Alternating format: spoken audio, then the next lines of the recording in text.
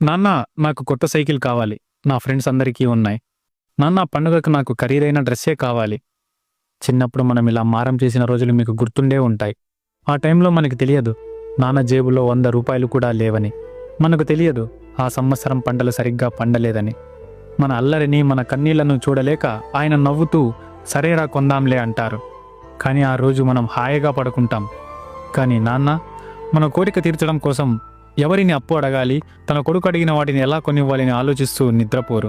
మరుసటి రోజు మనం అడిగినట్టే మన చేతిలో కొత్త బట్టలు, కొత్త వస్తువులు ఉంటాయి. మనం వాటిని వేసుకొని అద్దంలో చూసుకొని మురిసిపోతాం. కానీ ఎప్పుడైనా గమనించారా, మనకి 1000 రూపాయలు పెట్టి బట్టలు కొన్న నాన్న, ఆయన మాత్రం 4 ఏళ్ల క్రితం కొన్న చొక్కానే రంగు వెలిసిపోయినా వేసుకుంటారు. ఆయన కాలకున్న చెప్పులు అరిగిపోయి తెగిపోతే పిన్నీసు పెట్టుకుని మరీ వాడుతుంటారు. మనం అడిగితే ఆయన నవ్వుతూ, నాకేం తక్కువరా, ఇవి ఇంకా గట్టిగానే ఉన్నాయి కదా, ఆ డబ్బులు మీ చదువులకు పనికొస్తాయి కదా అని ఒక చిన్న నవ్వు నవ్వేస్తారు. నిజానికి ఆయనకు కొత్త బట్టలు వేసుకోవాలని ఉండదా? ఉంటుంది. కానీ తన సరదాల కంటే తన పిల్లల సంతోషమే ఆయనకు ముఖ్యం. తన కోసం కొత్తవి కొనుక్కుంటే మన భవిష్యత్తుకి ఎక్కడ లోటు వస్తుందో అని ఒక భయం.